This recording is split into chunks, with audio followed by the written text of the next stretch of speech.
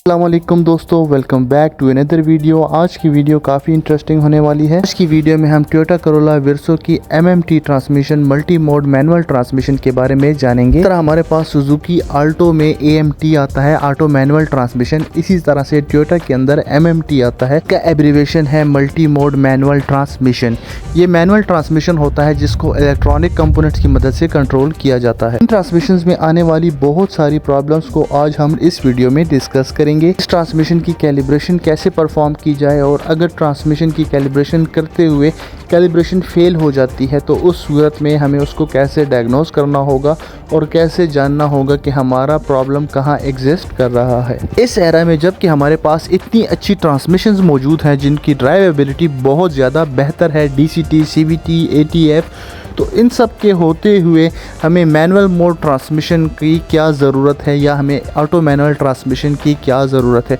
तो दोस्तों, ये जो ट्रांसमिशन है ये डिज़ाइन की गई है सर्द इलाकों के लिए। बाकी जितनी ट्रांसमिशंस हैं उनमें फ्लूइड का यूज़ किया जाता है, ज़्यादातर कोई किसी न किसी किस्म का फ्लूइड उनके अंदर डलता है, जबकि ये जो ट्रांसमिशन है ये इलेक्ट्रॉनिकली कंट्रोल ट्रांसमिशन है और इसको सर्द इलाकों के लिए ज़्यादातर डिज़ाइन किया गया है। तो हम इसकी ट्रांसमिशन के अंदर इंटर कर चुके हैं और यहाँ पे देख सकते हैं हमारे पास है part exchange initialization. Part exchange initialization उस टाइम पे हमें करनी चाहिए जब हम किसी किस्म का पार्ट कार के अंदर रिप्लेस करें। अगर वो क्लच से रिलेटेड है तब हमें क्लच एडजस्टमेंट पे जाना चाहिए, और अगर हम इससे अलावा कोई गियर के अंदर काम करते हैं तो हमें पार्ट रिप्लेसमेंट में जाना चाहिए। और यहाँ पे इनिशियलाइज एंड लर्निंग, तो ये जितनी भी हमारे पास यहाँ पे कैलिब्रेशंस हैं हमने इनको ओके कर देना है। तो इनकी जो लर्न वैल्यूज़ होंगी ये अब क्लियर हो जाएंगी। कैलिब्रेशन के दौरान बेहतर ये है कि जो पार्ट्स हमने एक्सचेंज किए हैं या रिप्लेस किए हैं या रिपेयर किए हैं हमें सिर्फ उनको ही सेलेक्ट करना चाहिए। इन केस अगर हम सब की कैलिब्रेशन करते हैं तो यहाँ से हमें इन सब को सेलेक्ट करना पड़ेगा, और उसके बाद जितनी भी पहले से प्री लर्न्ड वैल्यूज़ थी वो सारी की सारी इरेज हो जाएंगी। और इरेज होने के बाद दोबारा जब हम इग्निशन स्विच को ऑन करेंगे तो वहाँ पे हमारे पास दोबारा से 40 सेकंड का टाइमर चलेगा। 40 सेकंड्स में ECU जो है वो सेलेक्टर मोटर को और हमारा जो शिफ्टर मोटर है दोनों को यूज़ करेगा, उनके सेंसर से उनकी रीडिंग्स को चेक करेगा, तमाम गियर्स अप्लाई करेगा, न्यूट्रल, रिवर्स, तमाम पोजीशंस को अप्लाई करेगा। कैलिब्रेशन के दौरान बाहर से हमें क्लिकिंग नॉइज़ भी सुनाई देगी शिफ्टिंग के दौरान। ये साउंड बाहर शिफ्टर मोटर से एंड सेलेक्ट मोटर से आएगा। इस कैलिब्रेशन के दौरान ECU तीनों मोटर्स को कंट्रोल करता है और उन तीनों मोटर्स के ऊपर लगे हुए सेंसर को पोजीशन सेंसर की मदद से उसको मॉनिटर करता है कि वो प्रॉपर वर्किंग कर रही है या नहीं कर रही। इन केस कोई भी मोटर स्टक है या उनका किसी भी किस्म का उनके अंदर प्रॉब्लम है, उनके पोजीशन सेंसर्स के अंदर प्रॉब्लम है, पोजीशन सेंसर उनके ख़राब हैं, तो उस टाइम पे हमारी जो कैलिब्रेशन है वो कंप्लीट नहीं होगी और हमारे पास जो इंस्ट्रूमेंट क्लस्टर पे हमारे पास जो पार्किंग न्यूट्रल पोजीशंस आती हैं वो पोजीशंस डिसअपीयर हो जाएंगी, और तब तक वो रीअपीयर नहीं होंगी जब तक आप उस फॉल्ट को, उस प्रॉब्लम को सॉल्व नहीं करेंगे। वो प्रॉब्लम हमारे मोटर के अंदर भी हो सकती है, वो प्रॉब्लम हमारी मैकेनिकल भी हो सकती है, और वो प्रॉब्लम हमारे पोजीशन सेंसर्स के अंदर भी हो सकती है। तो यहाँ पे हमारी ये कैलिब्रेशन जो है वो कंप्लीट हो चुकी है। अब हमने गाड़ी को स्टार्ट करना है। तो जब हम इसको स्टार्ट करेंगे इस टाइम पे ये क्लच का टच पॉइंट जो है वो कैलिब्रेट होगा। इस टाइम पे हमारे क्लच का टच पॉइंट कैलिब्रेट होगा। क्लच की हमारे पास 3 तरह की कैलिब्रेशंस होती हैं। पहली पोजीशंस होती है हमारे पास स्टैंड बाय की। स्टैंड बाय की जो पोजीशन होती है उसमें क्लच को फुली, क्लच मोटर को डिप्रेस किया जाता है, यानी क्लच को फुली दबाया जाता है। दूसरी हमारे पास पोजीशन वो होती है जिसमें क्लच क्लैंप होता है, यानी उस पोजीशन के ऊपर क्लच क्लैंप होता है। क्लच क्लैंप के ऊपर और स्टैंड बाय पोजीशन के में थोड़ा सा ही फ़र्क होता है। और तीसरी जो हमारे पास पोजीशन होती है वो होता है क्लच का टच पॉइंट। तो ये है हमारे पास ट्रांसमिशन। ये इस ट्रांसमिशन के अंदर देख सकते हैं हमारे पास यहाँ पे 2 मोटर्स हैं और 2 इनके पोजीशन सेंसर्स हैं इन मोटर्स के। एक मोटर जो है वो हमारे पास सेलेक्ट की है और दूसरी जो है वो हमारे पास शिफ्ट की है। सेलेक्ट मोटर जो होती है वो पार्किंग न्यूट्रल एंड रिवर्स की पोजीशन को कंट्रोल करती है। ये हमारे पास जो है ये देख सकते हैं, ये है हमारे पास क्लच कंट्रोल एक्टिवेटर। इस क्लच एक्टिवेटर के अंदर 3 चीज़ें हैं, एक है मोटर, ऊपर है सेंसर और इसके आगे है इसकी शाफ्ट। यहाँ पे हमारे पास होता है एंटी रेवोल्यूशन सेंसर या इसको इनपुट रेवोल्यूशन सेंसर भी कहा जाता है। ये सेंसर ये बताता है कि हमारी ट्रांसमिशन रोटेट कर रही है इस टाइम पे, जो उसकी इनपुट शाफ्ट है वो रोटेट कर रही है या नहीं कर रही। ट्रांसमिशन के टॉप के ऊपर 2 सेंसर्स लगे हुए हैं जिसको बैकअप लाइट स्विच कहा जाता है और दूसरा हमारे पास पार्किंग न्यूट्रल पोजीशन स्विच है जो ये बताता है कि हमारी गाड़ी जो है वो पार्किंग पोजीशन पे है या नहीं है। इसके साथ ही जो आपको बताया गया है क्लच कंट्रोल एक्टिवेटर है और नीचे हमारे पास 2 मोटर होती हैं, एक हमारे पास शिफ्टर मोटर होती है, दूसरी हमारे पास सेलेक्टर मोटर होती है और 2 इनके सेंसर्स होते हैं। एक शिफ्टर मोटर का सेंसर होता है, दूसरा हमारे पास सेलेक्टर का सेंसर होता है। ये है इनका कुछ इंटरनल स्ट्रक्चर। जो हमारे पास सेलेक्टर होता है वो पार्किंग न्यूट्रल और रिवर्स की पोजीशन को कंट्रोल करता है। जो हमारे पास शिफ्टर होता है वो first, second, third, fourth and fifth position को कंट्रोल करता है और जो हमारे पास क्लच होता है वो हमारे क्लच को कंट्रोल करता है। तो ये 3 मोटर्स लगी होती हैं और 3 मोटर्स के साथ ही इन 3 मोटर्स के ऊपर एक सेंसर लगा होता है।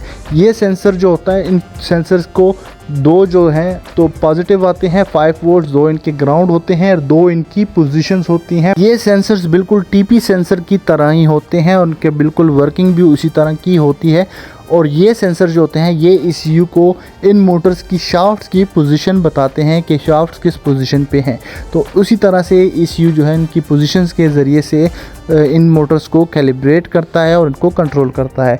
और जो हमारे पास क्लच कंट्रोल एक्टिवेटर लगा हुआ है, इस क्लच कंट्रोल एक्टिवेटर के ऊपर भी हमारे पास एक मोटर होती है और एक इसका सेंसर होता है इसी तरह का। तो जितने भी सेंसर्स हैं आप एक सेंसर को दूसरी पोजीशन पे भी लगा सकते हैं, सब के सब वर्किंग में बिल्कुल एक तरह से ही काम करते हैं। लेकिन क्योंकि ये हर एक मोटर के ऊपर अलग से लगे होते हैं तो इसलिए हर एक सेंसर का अलग से नाम है। ट्रांसमिशन ECU के 3 कनेक्टर्स होते हैं, ये इन 3 कनेक्टर्स की लोकेशन है और ये ट्रांसमिशन ECU जो है वो मेन ECU के साथ कनेक्ट है। इन केस अगर हमारी कैलिब्रेशन परफॉर्म नहीं होगी तो ये ट्रांसमिशन ECU इंजन ECU को कैन के ज़रिए से ये रिपोर्ट करेगा और इंजन जो है वो स्टार्ट भी नहीं होगा, स्टार्टर भी नहीं लेगा जब तक गाड़ी न्यूट्रल में नहीं होगी। और इसके साथ ही दोस्तों इंजन ECU जो है स्टार्ट हो भी जाए तो वो एक्सीलेटर नहीं लेगा। ट्रांसमिशन ECU की जब तक कैलिब्रेशन परफॉर्म नहीं होती, कंप्लीट नहीं होती, तब तक हमारे पास पार्किंग न्यूट्रल पोजीशन नहीं आएगी, क्योंकि ये parking neutral position transmission ECU खुद कैलिब्रेट करके चेक करता है कि ट्रांसमिशन इस टाइम पे किस पोजीशन पे है। तो जब उसको खुद ही पता नहीं होगा कि इस टाइम पे ट्रांसमिशन किस पोजीशन पे है तो वो हमें कैसे न्यूट्रल एंड पार्किंग की पोजीशन शो करेगा। तो ये सब करने के लिए दोस्तों हमारे पास यहाँ पे मोटर्स लगी हुई हैं, इनके सेंसर्स लगे हुए हैं। ये है इनका इंटरनल स्ट्रक्चर, इनका डायग्राम यहाँ से आप इसको देख सकते हैं। और जो हमारे पास सेंसर लगे हुए हैं, जो TP सेंसर की तरह के पोजीशन सेंसर्स लगे हुए हैं, इन सब सेंसर्स को यहाँ से आप मॉनिटर कर सकते हैं। इनको चेक करने के लिए यहाँ पे आपके साथ इनके कुछ वोल्टेजेस रेंज आपके साथ शेयर कर दी जाती है।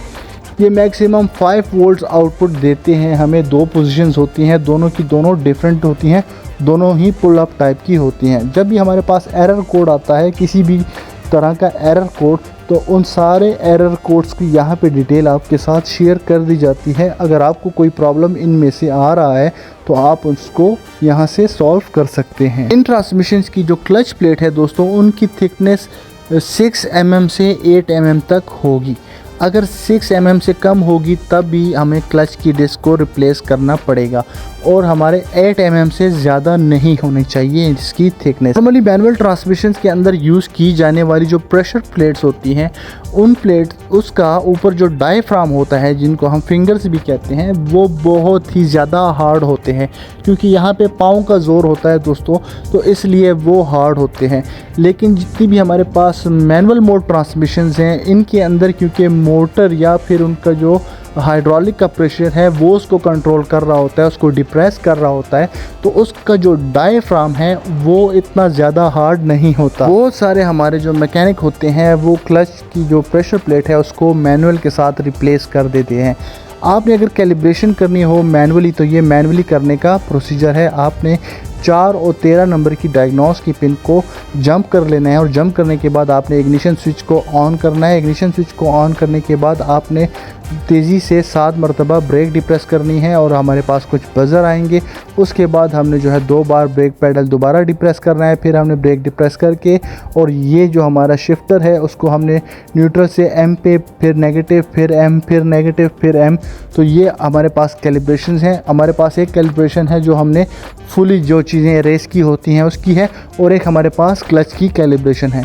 तो ये आप डिटेल से पढ़ के आपको अगर क्लच की कैलिब्रेशन मैनुअली करनी है, ये सारा प्रोसीजर आपके साथ शेयर कर दिया गया है।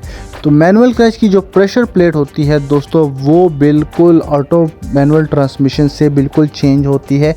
इसकी जो फिंगर्स होते हैं, जो इसकी प्रेशर प्लेट होती है, ये बहुत ही ज़्यादा नरम होती है। और जो टोयोटा के अंदर यूज़ की गई होती है हमारे पास इसकी जो प्रेशर प्लेट है, इसमें एक एडजस्टमेंट है जिसको हम कहते हैं स्टार्ट क्लच। तो जैसे ही क्लच प्लेट जो है वो कमज़ोर होती है टाइम के साथ साथ ही, तो इसके अंदर एक मैकेनिज़्म होता है इस प्रेशर प्लेट के अंदर, और इस प्रेशर प्लेट का जो निचला हिस्सा है वो आहिस्ता आहिस्ता से आगे आ जाता है। तो आपने यहाँ से इसको स्टार्ट क्लच पे लाना होगा।